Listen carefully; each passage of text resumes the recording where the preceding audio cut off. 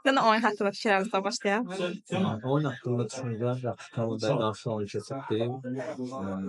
Alımızın üstünə bir xalda gəldi. Sabahın belə presində oynamağı bilirdik. Sabahın hücum xətti, təhlükəli hücum xətti var.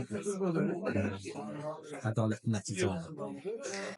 Sabah yəni 1-0 geri düşmüşdünüz. Yəni onu geri çevirmək üçün necə bir toplasın, nə çalışmaq sizin bu oyununuzda qələbə qazanmaq üçün? Oyun biraz hər iki komanda arasında sakit başladı.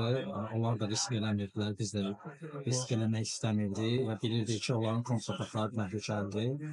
Onların əllərinə düşən fürsətdən yararlandı. Bizim oyuncu dəyib top qapıya keçdi. Burada ya bir sağlam nəticə. Maç ərzində belə deyim, hansı səhvləri edirdiniz? Analizlərdə baş məqsədimizə bildirəcək hansı səhvləri.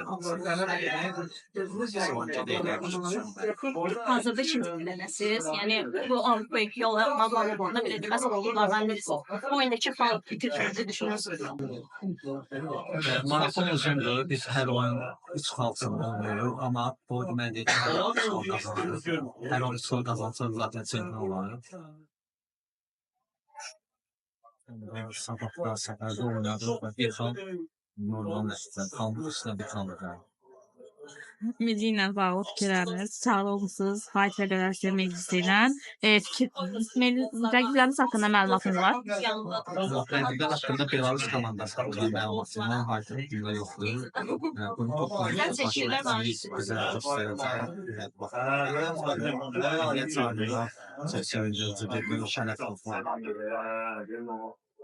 Kazançı bu dəvət daimi olsun. Millidə son 5-6 oyun üçün millimiz qələbə qazana bilmir. Sizə bu yoldaşlıq oyunlarında bu necə deyək, sesimi qıra bilərsiniz? Əlbəttə ki, niyə də olmasın? Bunu milli toplanışında biləcəyik. Qələbə üçün olsa milli bütün oyunlar qələbə üçün oynayır. Bəzən şans gətirmir, bəzən rəqibin hazırlığı yaxşı alınmır. İnşallah bu yaxşı çəsərlə qələbə qazanır.